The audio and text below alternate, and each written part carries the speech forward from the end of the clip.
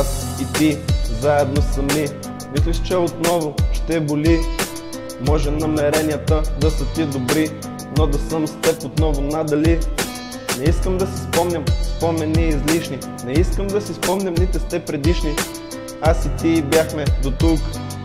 Не искам да ти го казвам, но иди да опиташ с някой друг. Аз няма да бъда повече с теб. Изказах мнение и то е: ти за мен не си човек. Жалко е как ти с мен се подигра. Жалко е как това за теб беше просто една игра. Не те ли беше срам да казваш, че ме обичаш, а всъщност ти след някой друг да тичаш? Замисляла ли си се някога в това, че твой живот е една огромна игра? Игра, в която само ти си я играеш и някой ден сама ще си останеш. Но това не можеш да го осъзнаеш, защото ти само в облаците витаеш. Мислиш, че света около тебе се върти, но ще ти кажа, много добре си помисли, защото не вярвам отново да се върнат миналите дни.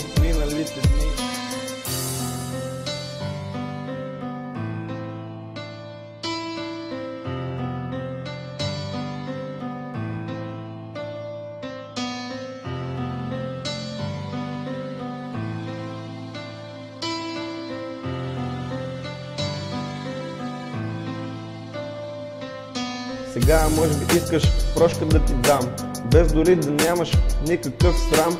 Може би искаш да се върнеш пак при мен, защото никога не си била в плен.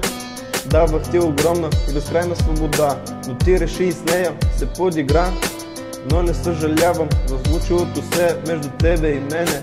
Яд не е само за изгубеното време, време, което ти така си пропиля, което чисто и просто така си разпиля.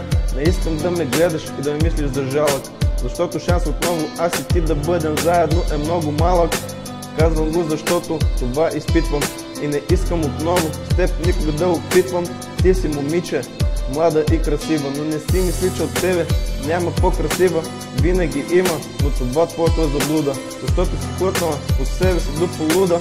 Не искам да говоря повече за това, не искам да знам, че за тебе беше просто игра, в която ти с мен така се подигра.